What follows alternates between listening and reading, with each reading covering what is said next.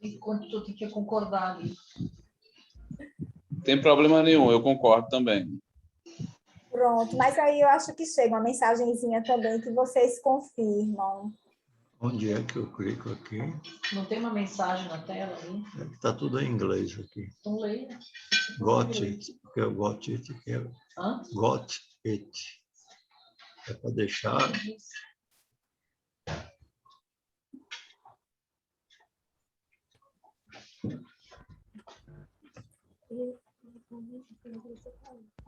Got it. Isso.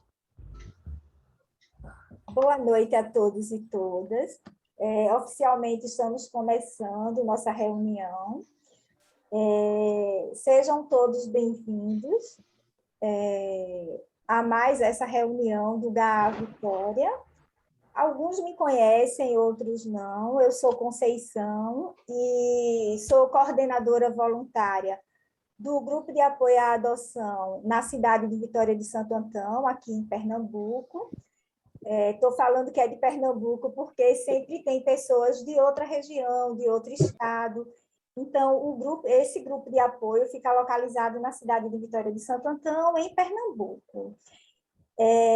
Também temos Michelson, que é coordenador, e temos pessoas voluntariadas também, como Jussi Cláudia, que está na reunião de hoje, e que trabalhamos em conjunto para divulgar essa cultura da adoção.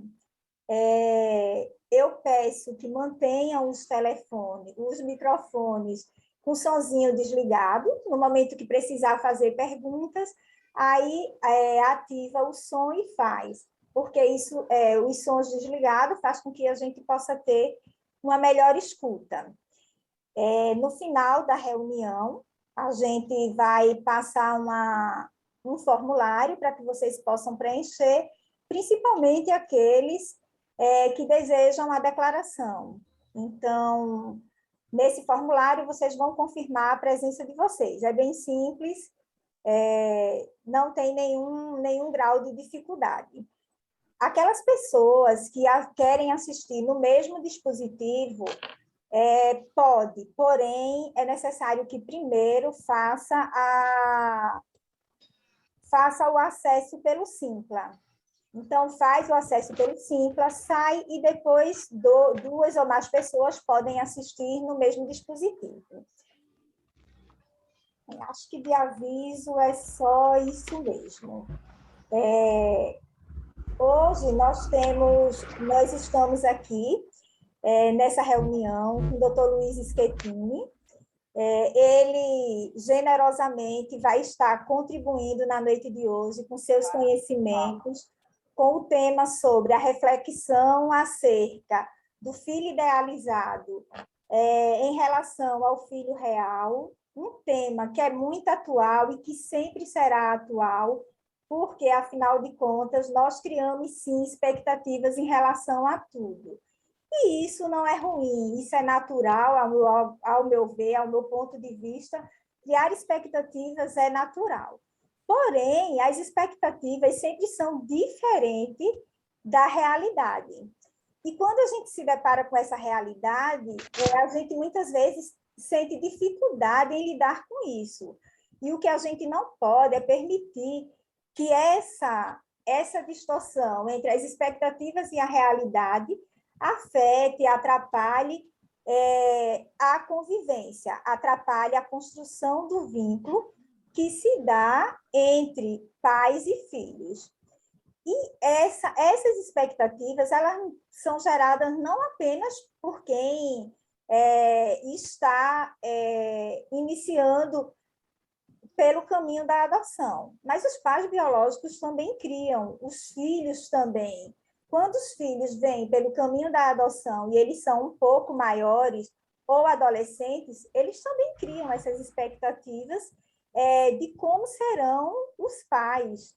Então, é sobre isso que o Dr. Luiz Schettini vai abordar. Ele dispensa a apresentação, e eu esqueci de fazer ao início, mas vou fazer agora. Ele é filósofo, é psicólogo, é teólogo, é professor universitário aposentado, é conferencista, nacional e internacional, e é pai por adoção, que é formidável esse ponto. Então, vamos escutar, beber um pouquinho na fonte de seus conhecimentos, porque teremos uma noite muito produtiva. Doutor Luiz, seja bem-vindo, a palavra é sua, estamos aqui para lhe escutar. Bom, acho que boa noite para todos.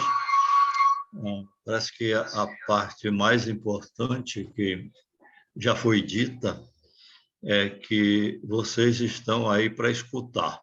E essa é a expectativa que a gente tem. Inclusive, um dos aspectos importantes nessa relação dos pais com os filhos é a gente buscar a forma de escutar o outro até no silêncio dele. De modo que nós vamos conversar de uma maneira muito informal aqui sobre esse tema, que é essa visão do filho que a gente adota, e esse vai ser o nosso caminho, do ponto de vista de ele ser um filho idealizado por nós, em contraposição com o que a gente chamaria de um filho real, isto é, que não estaria atendendo às nossas expectativas todas, pelo menos. E, de início, eu queria dizer alguma coisa que pode parecer uma contradição, mas não é, não. Olha, todo filho, sem exceção, é idealizado. A gente sempre idealiza o filho, seja o filho que nós geramos, quando é o caso, apesar das ultrassonografias que existem hoje, que não dizem quase nada ou nada a respeito da totalidade do filho, mas a gente já pode saber antecipadamente algumas coisas por aí. Então, desde a pessoa que gera os seus filhos, como aquelas outras pessoas que passam a ter filhos que não foram gerados por elas, mas se tornaram filhos pela via da adoção. Nas duas circunstâncias, os filhos têm um percentual de idealização. Quem é que não idealiza o filho? Olha para ele, pensa no futuro dele, pensa como ele vai ser quando crescer um pouco mais, quando se encontrar com determinadas realidades. E os filhos têm uma função pedagógica para nós, os pais, muito importante. Eles começam, pelo comportamento deles, a dizer para a gente, muitas vezes de uma forma silenciosa, que eles não são aquelas pessoas, muitas vezes, idealizadas por nós. Eles serão as pessoas que poderão ser. E vejam só, como nós, hoje, nós adultos, que fomos os filhos, em relação a nossos pais, os filhos que nós podemos ser. Acredito que dificilmente a gente vai encontrar alguém na sua vida adulta que, fazendo um retrospecto assim na sua história, perceba e descubra que foi exatamente o filho que os pais idealizaram. Ele foi na sua infância, na sua adolescência, continua sendo na sua idade adulta. Estou para ver isso acontecer, não conheço nenhuma pessoa que preencha essa condição. Então, nós todos idealizamos os filhos. E os filhos vão modificando um pouco a imagem, o esboço que a gente faz dele. Alguns modificam bruscamente, alguns modificam muito. Então, provocam uma certa desestabilização na relação desses pais com esses filhos. Então, a questão não é só a gente saber que há uma diferença entre o que aqui está se chamando de filho real, que eu estou traduzindo de uma outra forma, isto é, o filho que pode ser como pessoa. É aquilo que ele está podendo ser.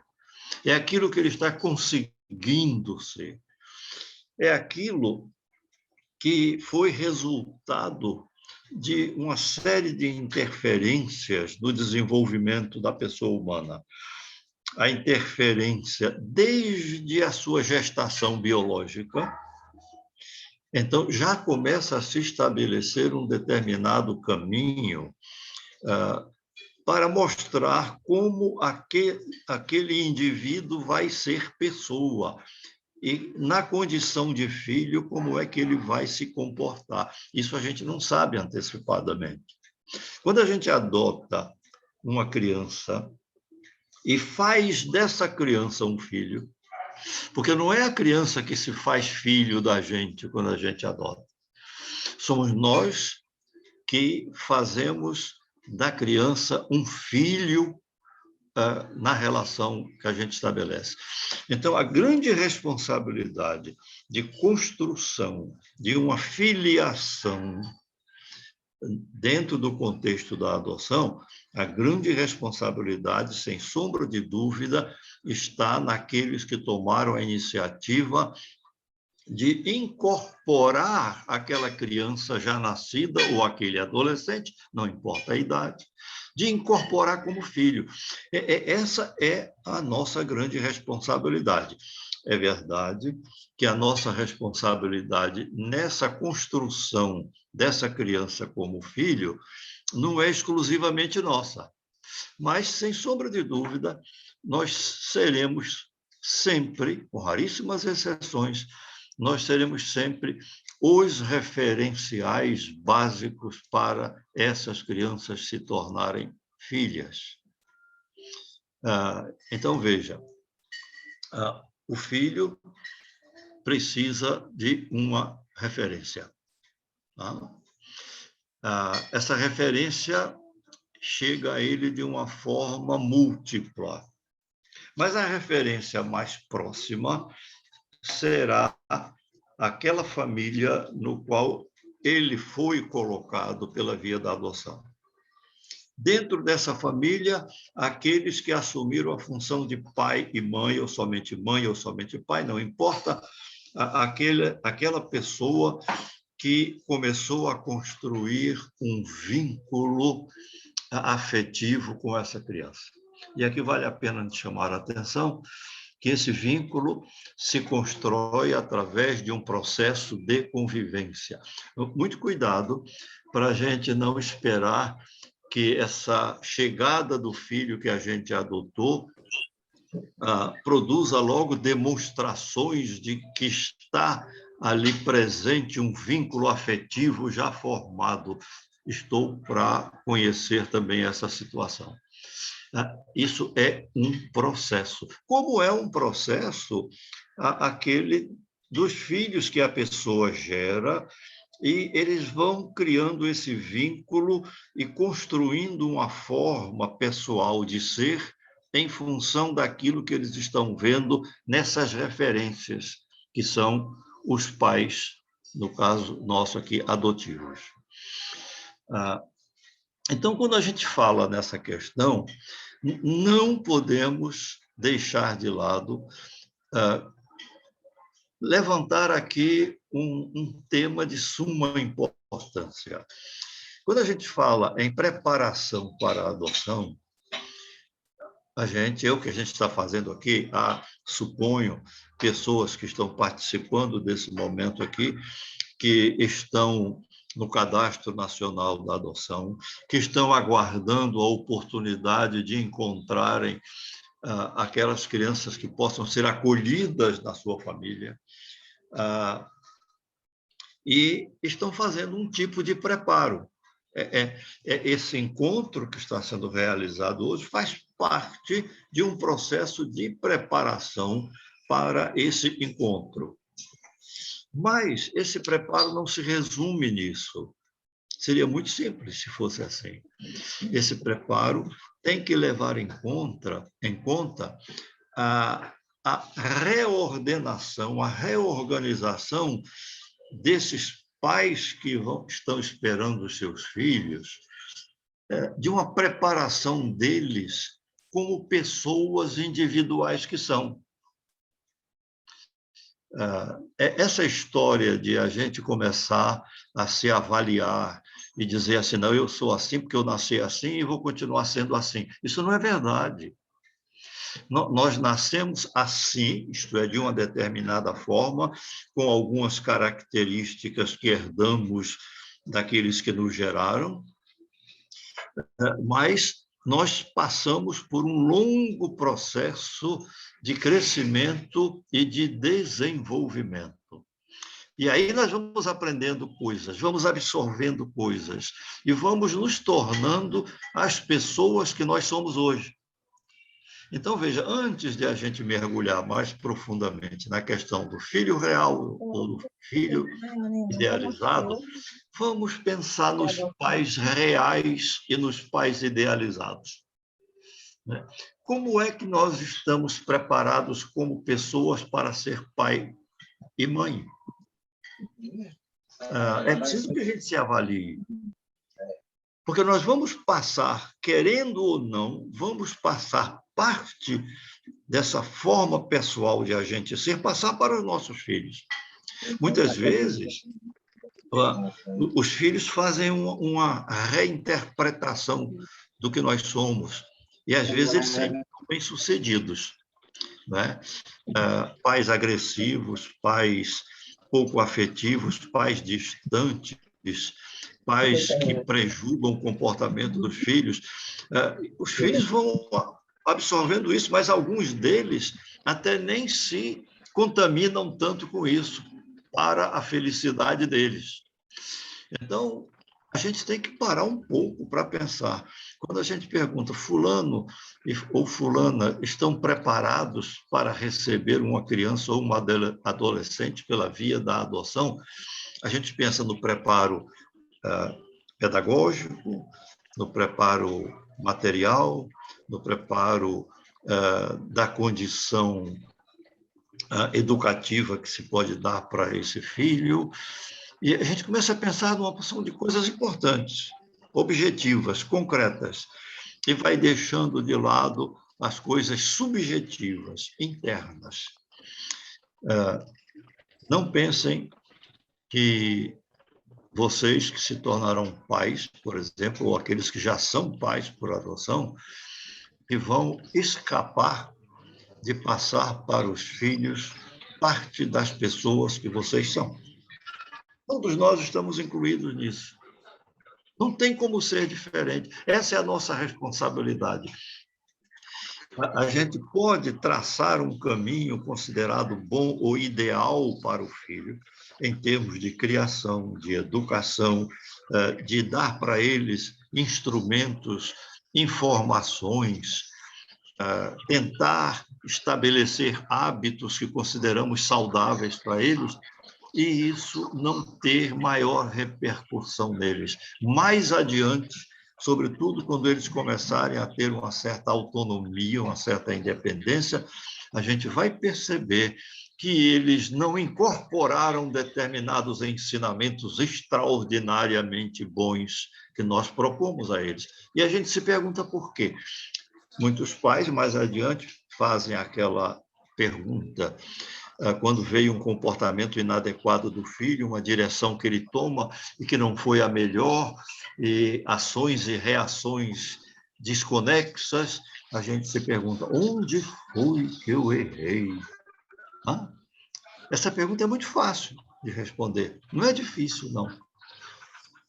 Mas os pais fazem a pergunta sem a mínima percepção de descobrir onde foi que erraram. Eu posso levantar uma sugestão de resposta. Muito provavelmente, esses pais, ou nós, os pais, erramos quando nós quisemos passar para os filhos coisas boas, consideradas por nós como boas, coisas importantes, e que iriam compor o que a gente está chamando de filho idealizado, compor aquele filho extraordinário, e isso não aconteceu dessa forma. Por quê? porque nós explicamos muito as coisas para os filhos. Nós pensamos que ensinar é explicar. Vou dar um exemplo. A mãe e o pai que começam a ensinar aos filhos algumas práticas que consideram boas, eu acho que são boas, de organização, de cumprimento dos horários, de responsabilidade com as suas tarefas escolares, enfim, tudo isso é um rol imenso de coisas que a gente propõe aos filhos. Primeiro, a gente quer que eles incorporem isso imediatamente. E há pais que dizem assim: olha, eu ensinei a você onde você bota o seu tênis quando chega da escola. É nesse lugar. Você não lembra disso? Lembro. Não é para botar nesse lugar? É. E por que você não bota? Ele não sabe. Eu esqueci, eu não lembro, eu ia botar depois, eu não botei. A gente quer que as aprendizagens dos filhos sejam instantâneas, isso não existe. Para nós, os adultos, não é assim. Então, vejam, a criança ou o adolescente que a gente adota precisa olhar em nós objetivamente, perceber, sentir, e, se for o caso, ver na gente aquilo que a gente está querendo ver neles. A gente quer ver ordem, organização, higiene, respeito, tanta coisa boa. Será que eles veem isso na gente? Porque não adianta explicar. A explicação não resulta na incorporação de um comportamento. Isso pode até acontecer na relação com o indivíduo adulto, e mesmo assim ainda é difícil. Imagine uma criança que está buscando as suas referências de formação pessoal. Então, eles precisam ver isso em nós, os pais. Então, o filho real é o filho que ele pode ser como pessoa, somado ao que ele pode perceber e sentir em nós, em relação ao que nós queremos passar para eles no nosso processo educativo. Os nossos filhos, eles são sempre os filhos reais, nesse sentido do que eles puderam ser, pelas suas características, pelo que eles puderam aprender de nós e pelo que eles não conseguiram aprender de nós, porque nós não tivemos a condição de passar para eles com eficiência determinadas práticas. Então, eu volto a esse ponto. Nós temos que nos preparar na nossa individualidade. Como é que eu quero esperar do filho que ele seja compreensivo, que ele seja paciente, que ele pare para ouvir o ensinamento dos mais velhos, sejam pais ou sejam outras pessoas?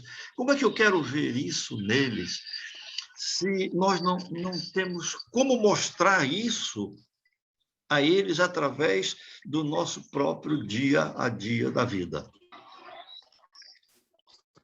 Como é que eu posso esperar, e isso vale para todo o grupo familiar, como é que eu posso esperar que o outro me entenda e me escute? Aí eu estou pegando o gancho da palavra inicial aqui, que todos vocês estariam escutando, e eu espero que estejam mesmo. Deixa eu fazer um parênteses aqui, porque eu lembrei agora que uma vez eu estava falando num congresso de professores, e um auditório muito grande, de centenas de professores, e eu estava falando, não era num palco, era no mesmo nível em que os professores estavam sentados nas suas cadeiras, era muita gente. E quando eu falo, eu ando um pouquinho para lá, para cá, e eu via muitos professores com um caderno, com um papel, anotando coisas, anotando. E eu disse, puxa, eu fiquei animado, porque estavam anotando alguma coisa que eu estava dizendo e que eles consideravam boa, importante, eu suponho. E tinha uma professora que anotava muito ligeiro e anotava muita coisa. E quando eu passei perto dela, assim, Eu confesso, eu arrisquei um olho para o papel que ela estava escrevendo, eu fiquei curioso para saber, continuei falando. Quando eu bati o olho e que conseguia ler, percebi que ela estava fazendo a lista da feira. Ah? Então, eu me pergunto o que é que eu estava falando ali. Alguém estava me... Aquela professora estava me escutando? Não. Não. Aqui, agora, eu estou vendo uns quadradinhos com as fotos de uns, outros estão ao vivo aqui. Eu não sei se vocês estão totalmente me escutando ou se estão fazendo paralelamente alguma coisa. Não, também não quero saber, né? Há alguns que não colocaram aqui a foto, tem só o nome, outros têm uma foto rígida, e outros estão aqui ao vivo, não é? Mas eu já vi em situações... Estão confirmando aqui no chat que sim, doutor Luiz. Como? Estão confirmando aqui no chat que sim, que estão escutando. Que sim, tudo bem, amém, que seja assim. Mas eu já vi situações semelhantes a essa e já percebi uma ou outra pessoa com o celular assim abaixo, né? Arriscando de quando em quando o olho para o celular, rolando o dedo para ver se tem alguma mensagem a responder. Então, essas pessoas não estão escutando. E depois a gente reclama dos filhos. Quantas coisas, em quantas situações a gente diz que está com os filhos e não está. Não está. Quantas vezes a gente diz que está brincando com o filho e não está brincando, está ali com ele manipulando algumas coisas, mas está ligada em outras coisas que podem ser até importantes. Mas aquela hora é a hora do filho. Então, são essas situações que a gente tem que pensar nelas, porque ter um filho é uma responsabilidade enorme, porque nós seremos parte de como aquele filho vai se construir como pessoa. Lembrando que, no nosso caso da adoção, todas as crianças que chegam a uma filiação pela adoção, todas, sem exceção, eu vou correr esse risco de ser drástico nisso, todas, sem exceção, elas chegaram à adoção por conta de uma experiência anterior insuficiente, imprópria ou destruidora.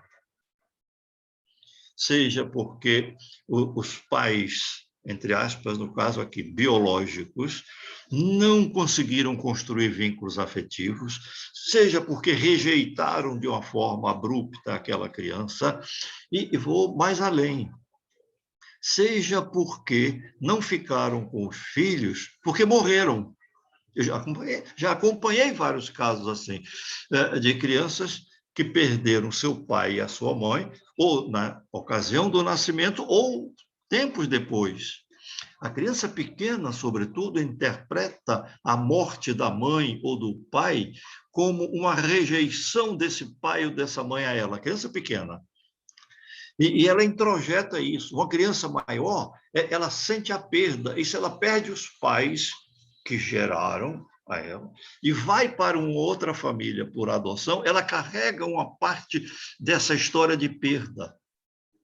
Então, é por isso que eu digo, todos os filhos, sem exceção, vêm com uma carga, com um percentual pessoal de coisas a serem resolvidas, de dificuldades enfrentadas sem encontrar as soluções apropriadas, de abandono afetivo. A mim me parece que o peso maior que os filhos adotivos trazem para os pais que lhes adotam e que passam a ser seus pais reais, o peso maior que essas crianças, esses adolescentes trazem, além de privações de toda ordem, é a privação afetiva. A privação afetiva desmonta qualquer esforço de uma criança ou de um adolescente para olhar a vida de uma forma própria e apropriada. Então, vamos deixar isso assim bem claro. Todos os filhos adotivos trazem um percentual qualquer de uma forma qualquer de desassossego, de desencontro, de rejeição, de perda e por aí adiante. Tá? Por isso é que eu tenho uma experiência pessoal e profissional na área da adoção, bote aí 50 anos. É por isso que eu não tenho nenhuma dúvida de que o que o filho adotivo precisa de nós é de uma demonstração de amor. Amor não quer dizer permissividade, amor não quer dizer deixar a criança sem limites, amor não quer dizer atender a todas as exigências, não é isso não, não é isso não. O amor é organizador, o amor é disciplinado, o amor é profundo, o amor é abrangente. O amor só existe quando se constrói uma relação com uma pessoa depois de um processo de convivência onde um descobre a humanidade do outro. Nós somos humanos. E só os humanos é que podem ser desumanos. Os outros seres vivos não podem ser desumanos. Nós podemos. Então, vejam como é importante a nossa compreensão de uma criança ou um adolescente que chega a nós pela adoção.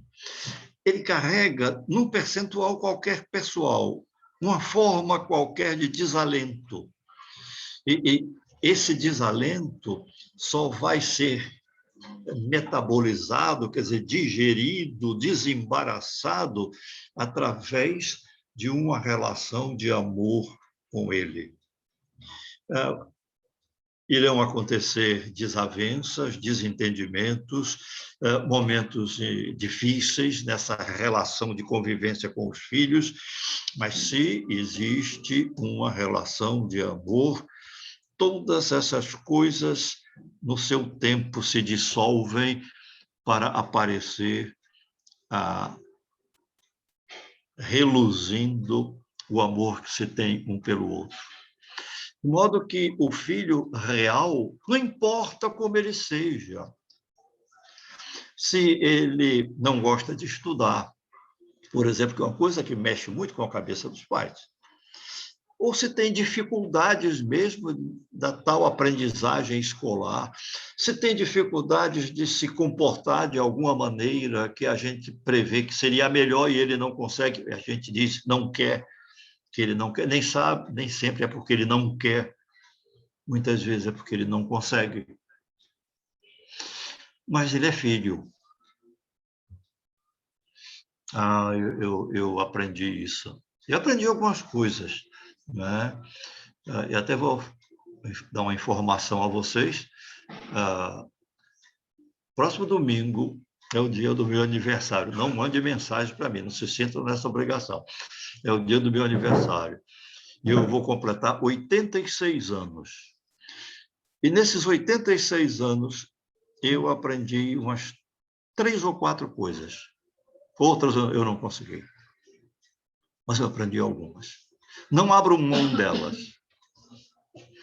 E eu já vi, acompanhando nos 50 anos de clínica psicológica, pais e crianças, filhos adotivos, pais adotantes.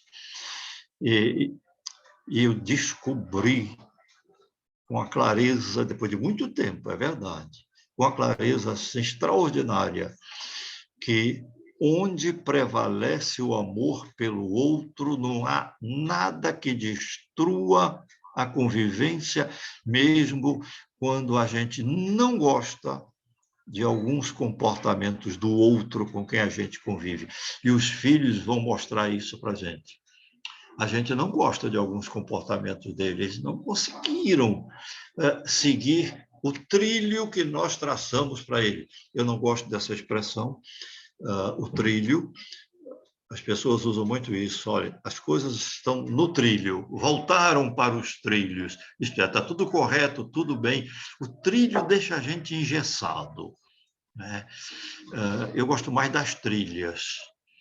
Os trilhos, às vezes, são importantes, são bons em algumas circunstâncias, mas nós não podemos descartar a possibilidade de nós andarmos em determinados momentos da vida, do nosso desenvolvimento, andarmos nos trilhos necessários a algumas circunstâncias, embora depois voltemos para os trilhos preconizados e planejados. E os filhos são assim. O filho real é esse, que traz satisfação para a gente, mas que aqui e acolá, ou quase que persistentemente, traz uns aperreios, traz umas preocupações. E aí eu quero chamar a atenção nessa linha que eu estou andando. Nós teremos que, diante desse filho real ou filho idealizado, nós teremos que tentar, pelo menos, substituir a nossa preocupação com eles, substituir para a nossa ocupação com eles. A gente se preocupa com os filhos, isso não leva a nada. Isso nos desgasta, isso não contribui para o soerguimento, para a organização e desenvolvimento dele. Agora, se a gente se ocupa do filho, isso é diferente. Ocupar-se do outro, ocupar-se do filho, é olhar para o filho com as suas dores, com as suas dificuldades, com os seus endurecimentos, com a sua rigidez, com a sua visão de vida diferente da nossa. Se a gente se ocupa, a gente pode conseguir alguma coisa, porque o filho vai perceber que a gente se ocupa. Mas se a gente simplesmente se preocupa, a gente não chega a canto nenhum. E se desgasta e sofre. Então, o filho real é o filho que vai deixar a gente sempre de prontidão, de formas diferentes, à medida que o tempo passa. Deixar a gente de prontidão para ele perceber que a gente se ocupa dele dentro das possibilidades da gente. Eu lembro da minha mãe, né?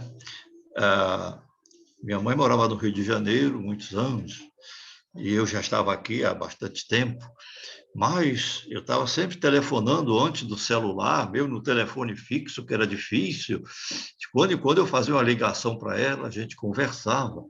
E eu lembro, quando ela tinha 80 anos de idade, eu tinha 60. E conversando com ela, assim, por telefone, dando as notícias, ela interrompeu a conversa e disse: "Você está gripado, não é?" Eu digo: "Não, não estou, não." "Está, sim, senhor." Eu disse: "Não estou gripado, porque a sua voz está meio fanhosa", ela me disse. Eu disse: "Não, mas é um resfriadozinho só." Ele disse: "Você está tomando a vitamina C que eu mandei?" E eu não estava, não, tomando. Eu disse: "Não, estou tomando, não, senhora." Ele disse: "Então é por isso." Bom, a conversa foi, a gente conversou e tal. E quando eu desliguei o telefone, não é que eu fui tomar a vitamina C? Veja como ficam as coisas. Ela estava ocupada, no caso dela, eu acho que também preocupada por conta da distância. Mas a ocupação em relação ao outro é extraordinário. Quando eu me ocupo do filho, eu vou ouvi-lo, eu vou escutá-lo, eu vou senti-lo, eu vou tentar perceber, eu vou discordar de algumas coisas, mas discordar com ternura.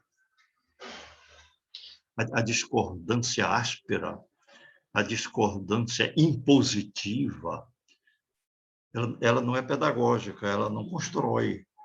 Às vezes a pessoa precisa expressar uma ebulição que está dentro de si, mas que expresse de outra forma, que não expresse na relação do dia a dia com o filho. Um tempo desses que eu atendia um menino, né, atendo criança no consultório, e toda semana tem lá o dia dele, a hora dele. E esse menino, ele tinha, eu acho que uns 9 anos de idade, e ele era sempre muito falante no horário que estava comigo e tal, e um dia ele chegou, sentou-se no lugar dele e ficou quieto, calado. E eu pensei que alguma coisa aconteceu, e vamos aguardar. Eu aguardei um pouco, esperei por ele, e ele olhou para mim, ele estava esperando a iniciativa minha, eu percebi, disse, o que é que aconteceu? Ele disse, minha mãe. Eu disse, o que é que tem sua mãe? Minha mãe fez o maior, ele usou a palavra assim, o maior escarcéu. Ele aprendeu essa palavra, acho que em casa. Fez o maior barulho, brigou tanto comigo. Disse, mas por quê? Porque eu quebrei um copo. Eu passei na mesa e acho que bati, eu não vi. Bati com a mão no copo, o copo caiu no chão, foi um monte de pedaço de vidro no chão. Mas ela brigou tanto. E me disse, você não sabe quanto custa isso, você é um desastrado, você é desorganizado, e por aí foi. E ele me contou a história toda, eu ouvi, e na semana seguinte eu me comuniquei com a mãe dele e pedi para ela ir lá no consultório um dia, conversar comigo. Ela foi, contei essa história para ela, que o menino estava acuado, o menino estava com medo, o menino estava sem ação, porque ela tinha dito tanta coisa, e eu disse para ela as coisas que o menino passou para mim. E eu perguntei, você disse isso mesmo para ele? Disse, sim. Disse, eu estava com raiva, eu disse. Você falou desse jeito assim? Falei. Por conta de um copo, Eu perguntei, era um copo de cristal? Ele disse, não. Olha, aqui vocês estão vendo passar atrás de mim aqui, o nosso filho mais novo está aqui, que é Mateus. Mateus estava aqui, ele passou por aqui. Então, eu disse, mas... Aí ela me disse, não, era um copo daqueles copos que vêm, umas coisas que a gente compra e usa, requeijão, não sei o que e tal, e a gente usa como copo, é um bom aproveitamento. E você brigou tanto assim com o menino por conta disso? Porque eu estava irada. Aí eu fiz uma pergunta que ela ficou muito surpresa com a minha pergunta. E se fosse você que tivesse esbarrado no copo, e o copo caiu no chão e quebrou daquele jeito, você diria as mesmas coisas do mesmo jeito para você mesma? Ela disse, não. E por que você fez isso com o menino? Por que você agiu dessa forma? É isso que eu estou querendo dizer. A forma, os conteúdos, o que a gente fala, o que a gente deixa de falar, a postura corporal da gente, há pais e mães que fuzilam pelos olhos. Eu já ouvi muitas crianças dizerem, muitos adultos contarem suas histórias de infância, quando meu pai chegava em casa, que ele não precisava falar nada, bastava olhar, a gente já sabia o que estava acontecendo, já saía todo mundo correndo para botar as coisas nos lugares. Que olhar terrível! Isso não é olhar de pai nem de mãe, isso é olhar de perseguidor. Falta-nos, nessa relação com o filho real, a ternura de estar com o outro. A gente vai atrás do filho, a gente busca o filho, a gente quer o filho. Para quê? Para que ele nos satisfaça, para que ele satisfazendo não tenha seus momentos de perturbação das nossas expectativas? Ou a gente vai atrás de uma pessoa para construir um vínculo afetivo e viver dentro de um contexto, se possível, de ternura e de respeito às singularidades, às peculiaridades desse filho? O filho real, esse é o filho ideal, esse, é o real. É o que ele está podendo ser. Assim como nós podemos ser essas pessoas que estamos sendo, né? Nós podemos ser isso. E se cada um de nós for fazer uma avaliação de si, embora seja uma avaliação contaminada, mas se cada um tentar fazer, vai se recriminar. Puxa, por que quando eu tinha tantos anos aconteceu isso e eu reagi dessa forma? Mas agora que eu tenho 50, 60, 80, a minha visão é outra. Então, nós temos que fazer um esforço para ser como nós somos no momento que nós estamos vivendo com os nossos filhos, porque nós somos as referências deles. Nós vamos aprender com eles algumas coisas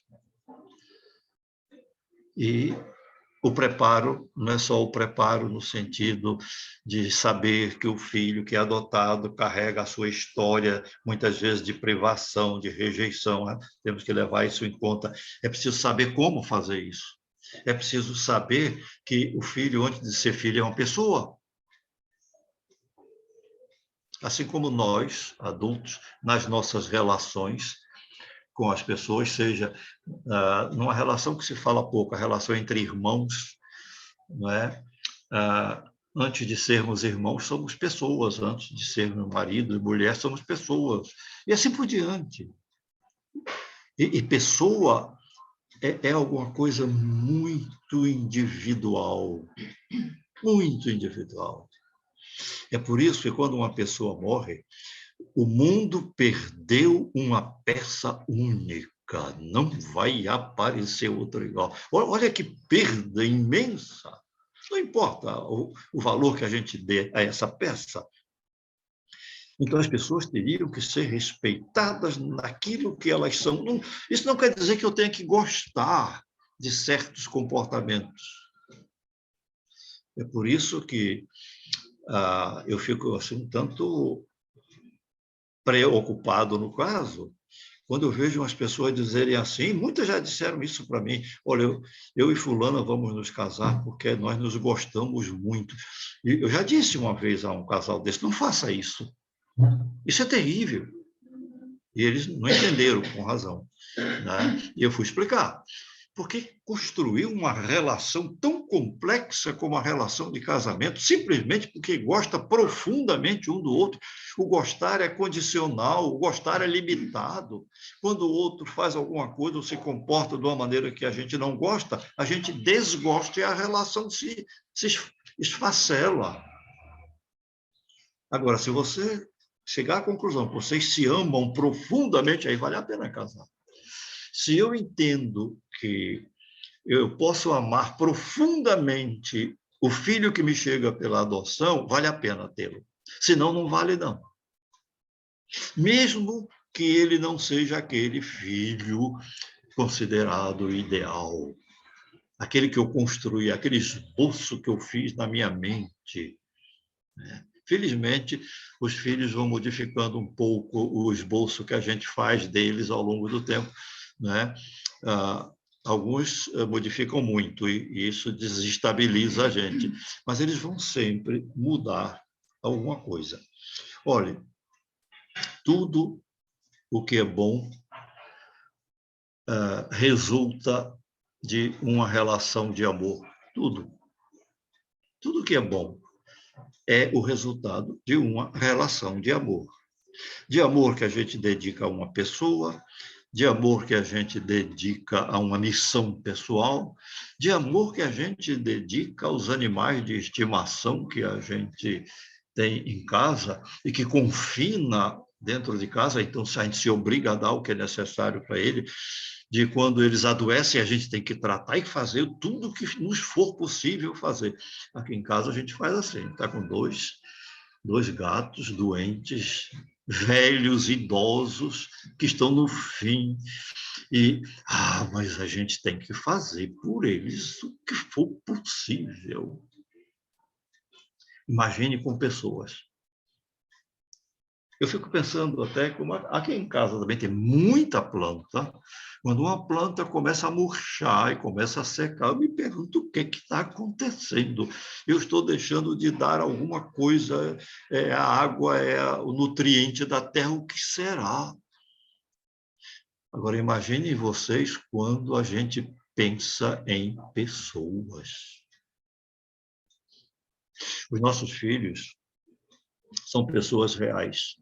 Nada contra a idealização, mas é bom a gente colocar um pouco de limite nessa expectativa, porque a gente pode se decepcionar com eles. Isso é muito ruim para nós e pior para eles. Então, não temos esse direito. Olha, na filiação, há coisas que não podem ser terceirizadas, né? Há algumas outras que podem e até devem. Há certas coisas na relação de filiação, na relação com o filho real, que outras pessoas podem até fazer para os filhos melhor do que nós temos condição de fazer. Isso não tem nenhum problema. Mas há coisas que não poderão ser terceirizadas. Tá? A presença. Aí alguém há de pensar, puxa, mas eu trabalho o dia inteiro, eu trabalho 2 turnos, eu quando chego ele está dormindo, e quando eu saio ainda está dormindo, então como é que eu faço? Vou deixar de trabalhar para dar a presença a ele? Nada disso. Não é isso, não. É o momento menor que seja que a gente esteja com o filho, é estar com ele estando realmente. Eu entendo, por que vocês vão também entender, porque, acredito, eu tenho minhas restrições ao celular, que é um pequeno item dessa tecnologia da informação extraordinário, né? A gente só está conseguindo conversar à distância, eu não sei nem onde vocês estão, e nós estamos conversando por conta dessa tecnologia extraordinária. Mas eu me referi especificamente ao celular por conta de uma história de uma outra criança que eu atendia no consultório, e ele chegou, um menino extraordinário, vivo, e eu tinha que ter muito cuidado no que falava com ele e no que ouvia dele. E um dia ele chegou, ele disse, olhou para mim com um sorriso assim meio maroto, meio interrogativo, e disse, a minha mãe só tem uma mão. Eu ouvi aquilo e disse, bem, vem coisa por aí, porque eu conheço a mãe dele, eu sei que ela tem 2 mãos, né? Então ele está querendo me dizer alguma outra coisa. Eu disse, por que aconteceu com a sua mãe, que ela só tem uma mão? Ele disse, é porque ela passa o tempo todo com o celular na mão. Ela come olhando para o celular, ela conversa comigo olhando para o celular, ela me ajuda a fazer, quando precisa, minhas tarefas da escola, com o celular numa mão e olhando para mim, e passando o dedo no celular. Esse menino tinha percebido uma coisa. A mãe, quando estava com o menino, na realidade não estava. E aqui eu tenho que repetir uma coisa que eu tenho dito em muitas circunstâncias como essa, que foi uma forma simples, singela e profunda, dita por um dos grandes biólogos que nós tivemos ultimamente, morreu há uns 4 ou 5 meses, eu acho, aos 92 anos de idade, chamava-se Humberto Maturana. Ele disse, com todas as letras, exatamente o seguinte: se eu estou com o meu filho nos braços e estou pensando no que devo fazer para ganhar a vida, então eu não estou com meu filho nos braços. Uma verdade irrespondível. Não estou, não adianta. Porque o filho, o que importa é o filho nessa circunstância. Eu posso até estar fazendo uma outra coisa de uma importância imensa, tudo bem, se for necessário, mas eu não posso afirmar e dizer para mim que eu estou com meu filho. Não posso, porque é mentira. Porque não é verdade, porque é um desrespeito ao filho. Quantas vezes um adulto se senta no chão para brincar com uma criança pequena e, ao mesmo tempo, está fazendo outra coisa e, entremeado com as coisas que faz, diz, está bom, está bonito, continue, é assim mesmo, que coisa boa, e está lá ou no celular ou fazendo qualquer outra coisa, não importa. Daqui a pouco, essa criança, quanto menor a criança, mais acontece, ela se desinteressa de brincar, não quer mais brincar. E o adulto reclama dela, mas você me puxou tanto para o chão, insistiu tanto para brincar, eu vim brincar com você e você não quer mais, porque a criança sentiu que o adulto não está brincando com ela, não está ali com ela. Ou nós estamos com os nossos filhos, ou nós perdemos o vínculo afetivo e a convivência com esses filhos vai ser formal. O filho real é esse filho que, mesmo contrariando nossas expectativas e nossas ideias a respeito do futuro dele, é o filho que recebe de nós o afeto. A grande conquista na relação de convivência com os filhos é descobrir que o que importa é o nosso amor pelo filho, independentemente do amor do filho por nós. Nós queremos sempre nos assegurar do amor do filho por nós. Você gosta da mamãe? Você gosta do papai? Quando a criança é muito pequena, ela nem responde, a gente responde por ela e diz gosta, e a gente fica satisfeito. Quando a criança é maior, é adolescente, diante de uma coisa dessa, ela diz, não, eu já disse isso, você sabe que eu gosto, e desconversam. Não importa o amor do filho por nós. É muito bom quando há uma reciprocidade, né? Quando as pessoas dizem, eu li aquele livro que você escreveu, eu gostei tanto, é tão bom, eu fico satisfeito, eu acho bom, né? Quando algumas pessoas dizem que leram um livro meu, não dizem nada a respeito do livro, eu fico assim meio, não é? Esperando alguma coisa. A reciprocidade tem sua importância, mas ela não é condição necessária para existir em profundidade o meu amor por ela, mesmo que ela não retribua. O amor pelo filho se sobrepõe ao amor do filho por nós.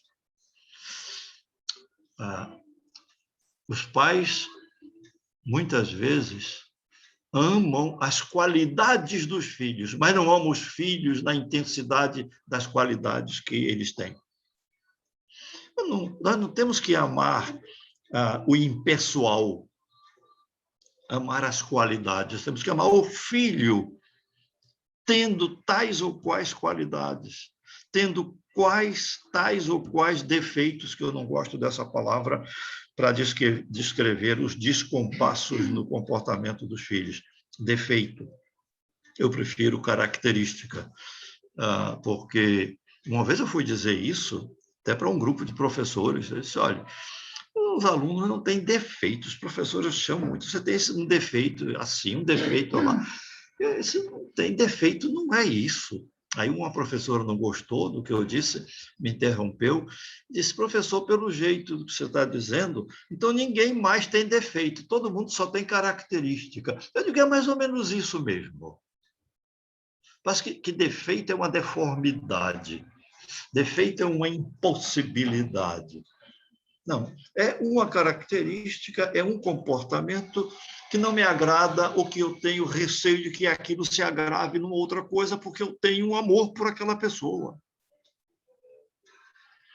Então, o filho real é o filho do jeito como ele está podendo ser, mesmo que esse jeito nos desagrade.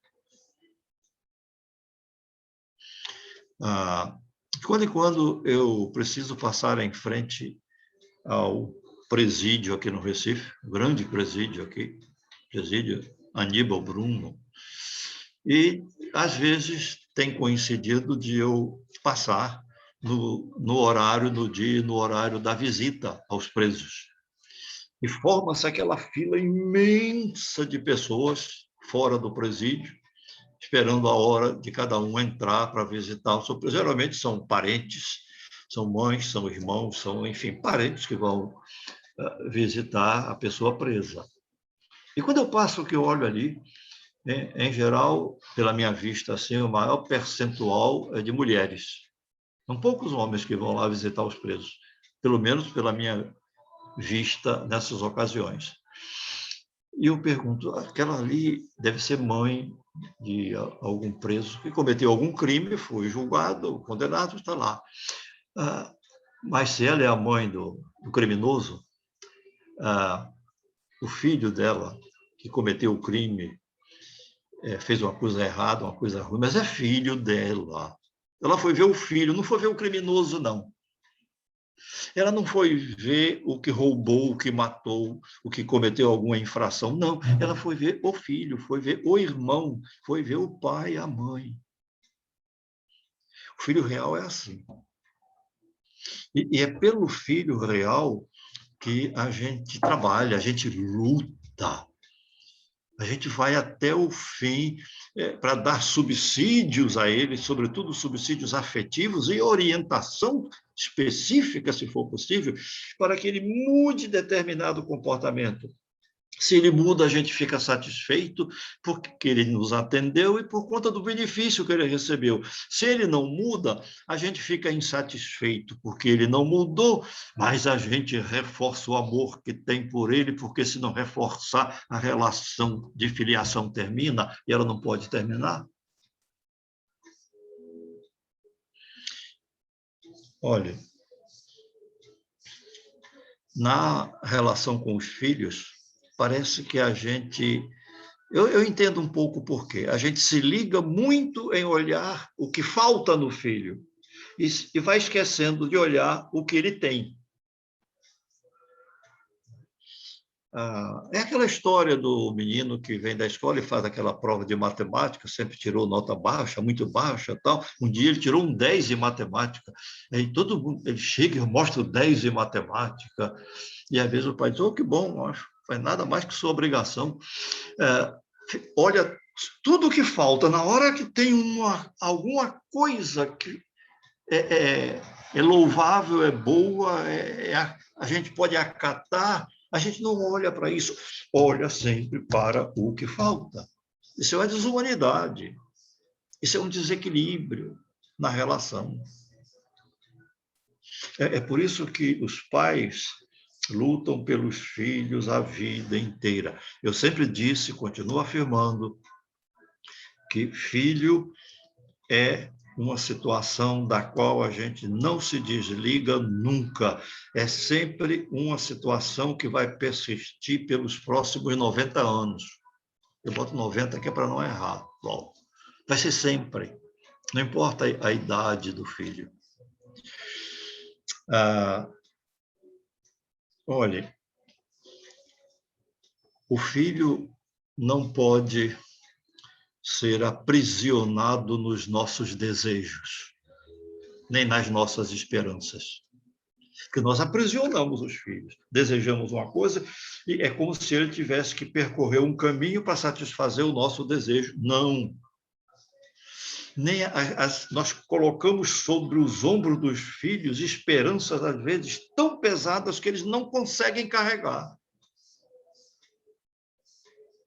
Eu sempre sugeri a pessoas que vão adotar crianças já, por exemplo, uma criança de 7, 8, 9, 10 anos, que é adotada com essa idade, e às vezes os pais, desavisadamente, preparam tudo em casa para receber o filho, o quarto dele. Nada contra a preparação do quarto, faz uma coisa boa para ele. Mas esses pais, pensando na educação dessa criança, vão matriculá-la na melhor escola que puderem pagar para o filho. E, às vezes, isso é um desastre. Porque essa criança, muitas vezes, veio de uma escola mínima, pequena, ou de escola nenhuma, ou de uma escola deficitária pela condição anterior dela, e a gente coloca numa escola com uma exigência pedagógica enorme, com hábitos estruturados para os alunos, e essa criança se vê como a menor de todas, como a incapaz, e aquilo é uma ameaça à enfrentação daquela situação escolar. Isso é terrível. Eu sempre sugiro, não coloque nessa escola que vocês querem, não, mas é a melhor escola, sim, mas não agora. Coloque numa escola menor, numa escola mais acolhedora, uma escola com menos exigências. E, quem sabe, no ano que vem, você já pode trocar para uma escola que tenha uma estrutura maior e chegar à melhor escola que vocês possam pagar. É assim que a gente tem que ver o filho real. E o filho real é aquele que a gente olha para ele e ouve dele, às vezes, palavras muito simples,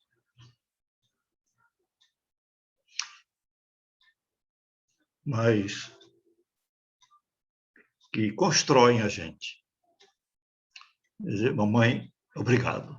Papai, obrigado. Esse é o filho real. Ah, mas ele não fez isso, não fez aquilo, não vai fazer e continua desse jeito. E eu tenho a ver com isso se eu não fiz o que eu podia para ajudá-lo e não consegui nessa direção dos trilhos. Ele foi por uma trilha e quem está andando na trilha é o meu filho. É o filho real. É o filho possível. O possível é extraordinário, porque o possível sempre abre um caminho para mais uma coisa, mais uma coisa. O perfeito é terrível. Primeiro, porque a gente não alcança, a gente não sabe o que é a perfeição. Segundo, se alcançar, acabou, não tem mais nada o que fazer. E como é que a gente vai viver? Agora, o possível sempre deixa uma abertura para mais um degrau, para outro degrau, para outro degrau. Bom, eu nem perguntei quanto tempo eu tinha para conversar com vocês, mas eu estou com um relógio aqui e eu estou com a impressão que está na hora de terminar. Né? Eu acho que eu estou aqui conversando há 1 hora ou 1 hora e um pedacinho. Né? E eu estou apenas na metade daquilo que eu imaginei dizer. Pode conversar um pouquinho mais. Faz 1 hora e 10 minutos, mais... Veja que ela está sendo benevolente. Pode conversar um pouquinho mais. Então, eu vou conversar um pouquinho mais. Só mais um pouquinho. Porque, veja, olha, quando eu disse para vocês que os filhos, antes de serem filhos, são pessoas, eu tenho que olhá-los como pessoas, é porque eu estava lembrando de um filósofo francês que disse uma frase curtíssima. Ele disse uma coisa assim: o discurso impessoal é um discurso necrológico. Quer dizer, é um discurso que se faz diante da morte de alguém, não leva a nada. Né? Eu até preciso avisar algumas pessoas quando eu morrer, porque eu vou morrer um dia. Quando eu morrer, não façam discurso, não digam nada a meu respeito, eu não vou estar ouvindo, não vou estar sabendo de nada. O discurso não é para mim, é para as outras pessoas, então façam noutra hora. O discurso impessoal é um discurso necrológico. Por exemplo, quem foi que fez isso aqui em casa? Fizeram, é impessoal. Né? E isso não leva a nada. Ou eu busco quem fez, se é importante, se é necessário, mas eu não posso viver na impessoalidade. Se eu preciso conversar com o filho, ou qualquer tipo de relação em qualquer idade, a gente tem que dizer as coisas. Eu sugiro que a gente diga qualquer coisa que imagine que seja necessário, mas, se puder, diga com ternura. A gente acolhe muito mais profundamente. Aí deixa eu fazer... Não é propaganda que eu vou fazer aqui de um livrinho que eu escrevi, porque ele está esgotado, então não adianta, não estou fazendo propaganda dele. Mas foi um livrinho que eu gostei muito de fazer. É o menor livro que eu já escrevi. Fininho, pequenininho, chama-se Pedagogia da Ternura. Eu estou pensando até em escrever um volume 2. Já pensei há um tempão, mas não tive coragem de começar ainda. Ternura constrói, a ternura deixa as pessoas abrirem as suas feridas, as suas dores, porque confiam, porque sabem que vão ser acolhidos. A dureza, a aspereza, a distância, o distanciamento, a agressividade inopinada, imprópria, isso distancia os pais dos filhos. Nós podemos ser firmes, determinados e profundamente ternos com os filhos.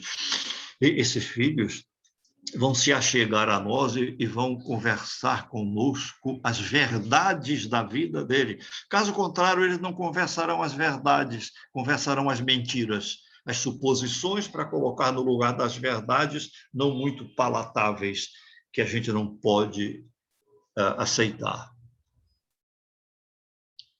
Eu acredito muito na ternura, como acredito muito na esperança.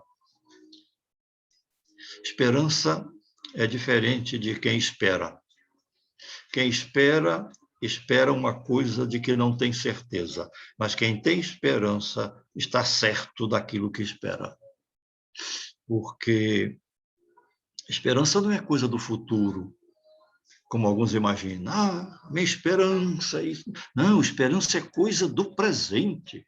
Porque eu tenho esperança, é que eu estou tranquilo hoje por conta da minha esperança. É porque eu estou seguro hoje por conta da minha esperança. Esperança é uma coisa do presente. Viver com esperança dentro de um contexto de ternura e respeitando os filhos como pessoas que eles são, na construção da possibilidade deles, é a melhor coisa que a gente pode fazer para eles e a coisa extraordinária que a gente pode fazer para nós. E aqui eu paro, porque senão eu não vou parar mais, e não é o caso. Se em outro dia qualquer a gente se encontrar, a gente conversa um pouco mais sobre esse assunto, sobre outros que ficaram nas entrelinhas disso que eu tentei dizer para vocês. Muito obrigado. Olha, tem pessoas dizendo aqui no chat que deve sim fazer uma nova edição desse livro Pedagogia da Ternura, porque né? interessados. Mas deixa eu dizer outra coisa, então. Não, vai sair, sim. Não depende de mim, mas vai sair. Mas eu terminei agora na pandemia, eu fiquei 4 meses de quarentena em casa, né, que foi o ano passado. Aí eu descobri que eu tinha começado a escrever um livro e parei no meio porque eu não tinha tempo. Aí os 4 meses que eu tinha menos coisa para fazer em casa, eu disse, vou terminar esse livro. E terminei o livro dos 4 meses, e esse livro deve estar indo dentro de 1 ou 2 semanas para a editora, e esse livro eu queria dar conta dele a vocês. Eu resolvi escrever, depois de mais de 10 anos pensando em fazer isso aí, eu consegui fazer. Que eu botei um título comprido, não sei nem se vai ficar esse título mesmo, mas o título dele é Antes e Depois de Ter Filhos, o que é preciso saber. Então, eu tenho ali 23 capítulos, que são 23 coisas que, no meu entendimento, é preciso saber antes de ter filho, para quem deseja ter, e desejando, quando tem os filhos, no meu entendimento, é importante pensar sobre aquelas 23 questões. Acho que mais uns 3 ou 4 meses ele deve estar por aí. Isso é propaganda mesmo, agora é. Porque você me deram Vamos ficar aguardando esse. O Pedagogia da Ternura eu não conhecia. Eu tenho e já li o Pedagogia da Adoção, né? E que eu li bem no comecinho da minha adoção, e foi justamente uma psicóloga que orientou. Na época eu ainda não lhe conhecia, não tinha essa referência em relação à literatura sobre o caminho da adoção. Na reunião de hoje, muitas coisas...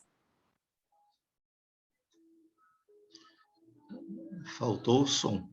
Eu cliquei aqui sem querer. Sim, pronto. Na reunião de hoje, muitas coisas acabou me fazendo refletir, vivência que eu mesma tive, né? Porque quando eu optei por seguir esse caminho, na verdade, eu sempre tive. Desde os 17 anos, eu já tinha decidido que mesmo que tivesse filho biológico, eu teria filho pelo caminho da adoção. Mas, assim, a princípio, a minha opção foi por menina, principalmente porque eu achava, na minha cabeça, eu concebi que menina daria menos trabalho, seria mais fácil de educar. Bem feito. Em mim mesma, porque, assim, sempre foi bem tranquilo minha vivência, eu nunca fui de dar grandes trabalhos aos meus pais. E quando a minha filha chegou, na verdade, veio um casal, veio um menino e uma menina. Ela tinha 3 anos e meio e ele 2 anos e 3 meses. Mas, assim, ela veio para desmistificar tudo isso que eu tinha construído. Porque eu quase fui à loucura. E assim, e por criar, por idealizar isso, e ela ser uma criança muito intensa, que tinha 3 anos e meio, mas que era como se já tivesse uns 7 anos de idade. Então, isso para mim foi muito difícil. Eu não conseguia entender como uma criança era capaz daquilo tudo.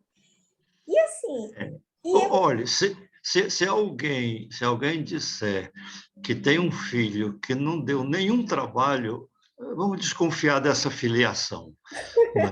O filho é trabalhoso, trabalha de várias naturezas, de várias ordens, em momentos diferentes, né? Quem não quer ter trabalho, isso eu vi outro dia a Suzana dizendo isso, quem não quer ter trabalho, não tenha filho, porque filho dá trabalho. exato, eu concordo com isso, mas eu acho que a minha maior dificuldade em aceitar foi justamente por conta do que eu tinha concebido, né? E aí eu fui buscar ajuda de todas as formas. No grupo religioso, fui para psicóloga, aí eu encontrei com uma senhora chamada doutora Ena, e ela me disse assim, olhe, você tem que entender que quem muda o mundo não são as pessoas quietas feito você, mas são pessoas com iniciativa, são pessoas inquietas como sua filha. Isso, na verdade, no primeiro momento foi um choque para mim, porque eu não queria escutar isso, né? Mas depois eu entendi que ela tinha razão. E voltando a um ponto de preocupação, que o senhor falou em um momento aí da sua fala, eu acho que eu passei quase 2 anos preocupada, porque ela era tão intensa que na minha cabeça eu só pensava no seguinte, como vai ser essa criança quando chegar na adolescência? Então, eu só pensava, olha, ela está aqui do meu lado. Olha ela aqui, você perdeu o seu tempo, tá vendo? Então, eu não conseguia enxergar e viver o presente. Até que uma psicóloga, chamada Márcia Lima, e ela é psicóloga hoje da Casa de Acolhimento aqui em Vitória, eu fui a uma consulta e ela me disse o seguinte, olha, você está deixando de viver, você está deixando de aproveitar a sua filha, porque ninguém pode garantir que uma criança inquieta vai ser um adulto nessa mesma forma, trabalhoso. Ninguém pode garantir que uma criança comportada vai ser um adulto tranquilo, porque o destino só Deus sabe, profissional nenhum, nem ninguém vai poder lhe garantir isso. E você está deixando de viver o presente por ti, sua filha. E eu disse a ela, mas Exatamente. eu não vejo a evolução, por mais que eu me esforce, eu não consigo enxergar essa evolução. E ela começou a me mostrar, era assim e está assado, era dessa forma e hoje está assim. Então, é justamente por você viver no futuro que você não consegue enxergar as conquistas. E isso foi um divisor de água na minha vida e na vida da minha filha, porque a partir daí foi que eu comecei a ter uma outra postura, a tomar outras atitudes, né? E aí realmente a vivenciar a maternidade com ela. Então acabou que assim, muitas outras situações que o senhor falou se encaixou perfeitamente. Ouvir falar é uma coisa que me acalma. Então, por alguns dias, eu reflito o que o senhor disse, eu acabo sendo uma mãe mais paciente. Daqui a uma semana, eu esqueço. Olha, já que você se referiu à paciência, deixa eu lhe dar uma sugestão. Você pode até se cansar de ser paciente. Agora, quando você se cansar de ser paciente, você descanse e continue a ser paciente. É uma boa solução, um bom encaminhamento. Eu nem peço mais paciência, porque quanto mais eu peço paciência, mais... Não, a gente descansa e continua a ser paciente. E assim a gente vai. Situações para resolver. É por essa razão que eu acho que a paciência é infinita. Olha, paciência limitada não é paciência, é tolerância. A tolerância tem prazo. Olha, eu sou tolerante com você e vou esperar mais tanto tempo. Depois que passar esse tempo, eu vou torcer seu pescoço. Isso é tolerância. Você tolera. Agora, a paciência não. A paciência é infinita. Eu disse isso porque uma vez eu fiz essa afirmação e uma mãe e disse que isso está errado, porque a gente se cansa de ser paciente. Eu digo, é verdade. Então, como é que é infinita? Digo, por isso, quando você se cansar, descanse, continue a ser, você vai ser paciente sempre. Esse é o exercício da vida. Pois pronto. É o exercício da Vou vida. continuar exercitando isso. Ju, não tem perguntas hoje, Ju? Ju, Mônica. Mônica quer fazer algum comentário? Mônica é assistente social aqui de Vitória e ela está sempre presente nas reuniões conosco. Olha, no chat está muito Sinal de que está todo mundo bem, ouviu, entendeu. Não basta ouvir, nem basta entender. Basta a gente pensar, repensar, refletir, rever as coisas e cada um absorver o que puder, porque ninguém é obrigado a absorver do jeito que a gente imagina, eu gostaria, o que puder, e aí vai tirar proveito naquilo que puder absorver e pensar. Olha, foi muito bom estar com vocês aqui. Eu fiquei assim, claro, muito à vontade, eu sempre fico muito à vontade, porque eu aprendi que depois que a gente completa 80 anos, pode falar qualquer coisa, né? Pode falar qualquer coisa, não importa se as pessoas gostaram ou não gostaram, não tem nada a ver. Mas só depois que faz 80. Né? Foi assim que eu descobri. Pois eu antes disso já estou fazendo porque antes eu não era assinante, eu ficava muito preocupado. Será que foi bom? Será que as pessoas aproveitaram? Será que eu soube fazer ou não soube? E isso eu me maltratei muito durante muito tempo. Aí eu fui envelhecendo, e o envelhecimento é uma coisa ótima.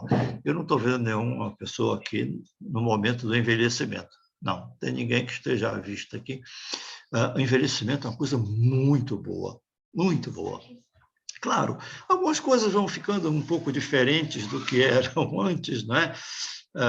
Outro dia eu estava andando numa praça aqui e passa um vizinho meu andando também sozinho e passou rápido por mim. Aí eu disse a ele, olha, há 20 anos atrás eu podia acompanhar você, hoje eu não posso mais. Né? Eu vou mais devagar. Os músculos não deixam, a artrose não permite. Né?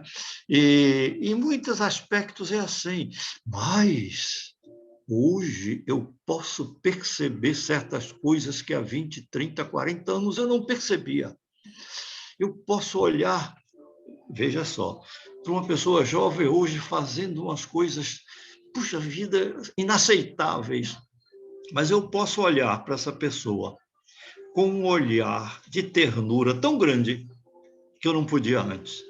Antes eu olhava com um olhar de repreensão, de correção, de ajustamento das minhas expectativas, mas hoje eu posso olhar de outro jeito. Eu posso estar de outra forma. Olha, eu espero que vocês cheguem ao envelhecimento para ter essas experiências. Eu não vou ver vocês envelhecerem, porque vai demorar muito, pelo que eu estou vendo aqui, a área aonde eu cheguei na idade. E eu não vou estar mais por aqui. Mas eu espero que essa conversa aqui meio desconchavada, né, possa ter tido algum efeito bom para um e outro, e isso desencadeie outras oportunidades para a gente conversar sobre outros aspectos da adoção, e alguns deles que poucas pessoas abordam ou falam. Então, acho que outro dia qualquer desses a gente se encontra. Obrigado a vocês. Obrigada ao senhor, gratidão por esse estão. Alguém tá, acho que é Roseli, está no por favor, Tem várias pessoas falando e eu não. Eu estou tentando fechar o áudio e não estou encontrando. Mas tudo bem, é a tecnologia, é assim mesmo. Né? Já que a gente não está junto, embora estejamos próximos sem estarmos juntos, é assim mesmo. Pronto. Quando a pandemia passar e a gente puder ficar fisicamente junto, aí a gente vai renovar as formas de comunicação, a gente vai olhar mais de perto para o outro e vai ser muito bom. Pronto. Tá, obrigado a vocês. Nossa reunião. Se precisarem de mim alguma outra vez, eu espero estar por aqui. Com toda certeza, e uma boa noite, com toda a nossa gratidão, gratidão a todos os participantes, gratidão ao Senhor por se disponibilizar a nos presentear com toda essa sua experiência. Muito obrigada mesmo, e só tem comentários excelentes aqui no chat. E todos estão simplesmente encantados com o momento da reunião. Obrigada mesmo, Gabi. Boa noite para todos. Agradece. Boa noite, obrigada, doutor Luiz. Pessoal, boa noite a todos. Muita gratidão por vocês estarem presentes até o momento aqui conosco. E até a próxima reunião. Boa noite, Conceição. Foi ótimo.